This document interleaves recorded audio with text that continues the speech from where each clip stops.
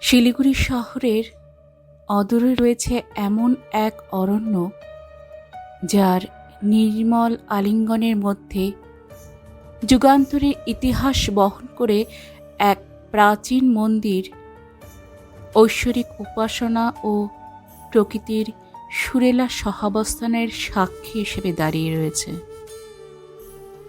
মন্দিরটি জঙ্গলি বাবা মন্দির নামে পরিচিত। এখানকার আরাধ্য দেব ভক্তদের মনোবাসনা পূরণের মাধ্যমে আস্থা ও ধর্মবিশ্বাসের মূর্ত প্রতীকরূপে অবস্থান করছেন। শিলিগুড়ির দার্জিলিং মোড় থেকে 17 কিলোমিটার দূরে বাগডোগরার পানিঘাটা মোড় অতিক্রম করলে ডান দিকে চোখে পড়ে জঙ্গলি বাবা মোড়। এখানে ফরেস্ট ডিপার্টমেন্টের একটা চেকপোস্ট রয়েছে। জনপ্রতি 20 টাকার টিকিট কেটে ভিতরে প্রবেশ করতে হয়। এ রাস্তা দিয়ে প্রায় 2.6 কিলোমিটার গেলে ডান দিকে সরু একটা পথ চলে গেছে জঙ্গলি বাবা মন্দিরের দিকে। পথে চোখে পড়বে সেনা ছাউনির কিছু ধ্বংসাবশেষ। মন্দিরের দুটো প্রবেশদ্বার রয়েছে। মূল প্রবেশদ্বারটি বন্ধই থাকে, তবে অন্য প্রবেশদ্বার দিয়ে ঢুকলে সরাসরি চোখে পড়ে ভক্তদের মনস্কামনা পূরণের উদ্দেশ্যে বেঁধে রাখা সুতোর বাঁধন। এর পাশেই নন্দী মহারাজ দেবাদিদেবের দিকে মুখ করে অবস্থান করছেন। অনেক দূর দূর থেকে, এমনকি নেপাল থেকেও ভক্তরা এখানে আসেন। শিবলিঙ্গের পাশাপাশি হরপার্বতীর মূর্তিও এখানে প্রতিষ্ঠিত রয়েছে। শুধু মহেশ্বরী নয়, বাঁদিকে রামভক্ত হনুমান এবং ডান দিকে রাম সীতার আলাদা কক্ষে পূজা অর্চনা করা হয়।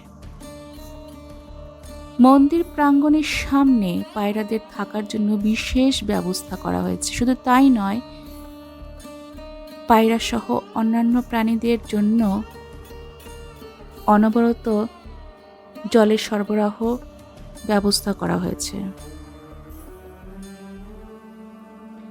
এখানে পুজোর পর কিছু ভক্ত শিব জ্ঞানে জীব সেবাও করেন।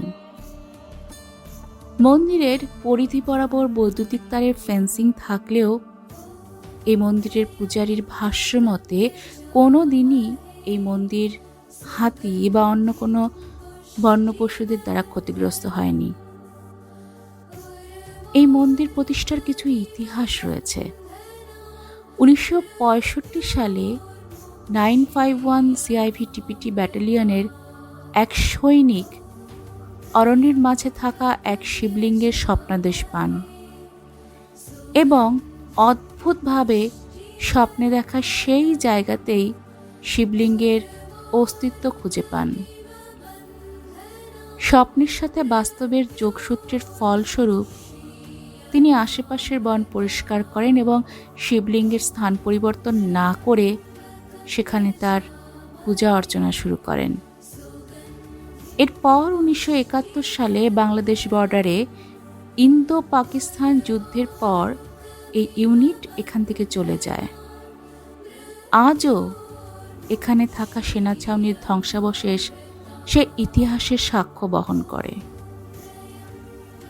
এরপরে মন্দিরের পুজো বন্ধ হয়ে যায় এবং দীর্ঘ 5 বছর অব্যবহৃত থাকার পর নতুন করে আবার এখানে অর্চনা শুরু হয়। নতুন করে পুজো শুরু হওয়ার বিষয়ে একটা কাহিনী প্রচলিত আছে। এই মন্দিরের পূজারীর কথা অনুযায়ী পাশের RHPD ইউনিটের কিছু সৈনিক বনের মধ্যে কোনোভাবে মন্দিরটির অস্তিত্ব খুঁজে পায় এবং এখানে নিয়মিত যাওয়া আসা শুরু করে।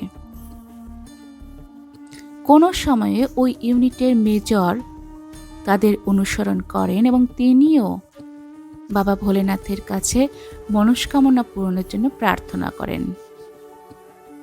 এরপর তার অন্য জায়গায় বদলি হয়ে গেলেও শিবশম্ভুর আশীর্বাদে তার অভিলাষ পূরণ হয় এবং তিনি কিছু অনুদান পাঠিয়ে দেন। এভাবে ক্রমে অনেক ভক্তের মনস্কামনা পূরণের সংবাদ চারদিকে ছড়িয়ে পড়ে এবং আরএইচপিডির পক্ষ থেকে ওই একই জায়গায় পূজা অর্চনার জন্য স্থায়ীভাবে মন্দির সংস্কারের কাজ শুরু করা হয়। আমরা যেদিন গিয়েছিলাম সেদিন বিবাহ তিথি থাকায় মন্দির প্রাঙ্গণে বেশ ভিড় ছিল। কোনো রকম আড়ম্বর ছাড়াই এই মন্দিরের পূজারী ঈশ্বরকে সাক্ষী রেখে বিবাহ কার্য সম্পাদন করলেন।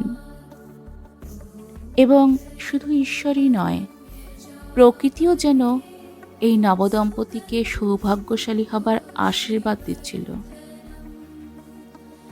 এই মন্দিরের একটি বিশেষত্ব হলো এখানকার নীরবতা, যা আমাদের চিন্তাকে শুদ্ধ করে। মন্দিরের চারপাশে উঁচু গাছগুলো ঘন সবুজের শামিয়ানা বা চাঁদোয়া তৈরি করছে। এদের ফাঁক দিয়ে চুইয়ে আসা সূর্যের আলো মেখে এ মন্দিরটি বিশ্বাস, আস্থা ও ভক্তির অপূর্ব মেলবন্ধনের প্রতীক হিসেবে দাঁড়িয়ে থাকে। কান পাতলে শোনা যায় বাতাসে মিশে থাকা শুকনো পাতার মর্মর ধ্বনি, ঝিঝি পোকার ডাক আর অদেখা পাখির কনসার্ট। বিশেষ কিছু উৎসব তিথি ছাড়া অন্য সময় জনকোলাহল বর্জিত নীরবতায় আপনি অভ্যন্তরীণ কণ্ঠস্বর আরও ভালোভাবে শুনতে পারবেন। কোনো রকম বাহ্যিক বিভ্রান্তি ছাড়াই ঈশ্বরের সঙ্গে সংযোগ স্থাপনের মাধ্যমে মনে প্রশান্তি অনুভব করতে পারবেন। ফিরবার সময় মনে ভেসে আসছিল কবিগুরুর পংক্তিগুলো। আমার মাথা নত করে দাও হে তোমার চরণ ধুলার তলে, সকল অহংকার হে আমার ডুবাও চোখের জলে। নিজেরে করিতে গৌরব দান, নিজেরে কেবলই করি অপমান। আপনারে শুধু ঘেরিয়া ঘেরিয়া ঘুরে মরি পলে পলে, সকল অহংকার হে আমার ডোবাও চোখের জলে।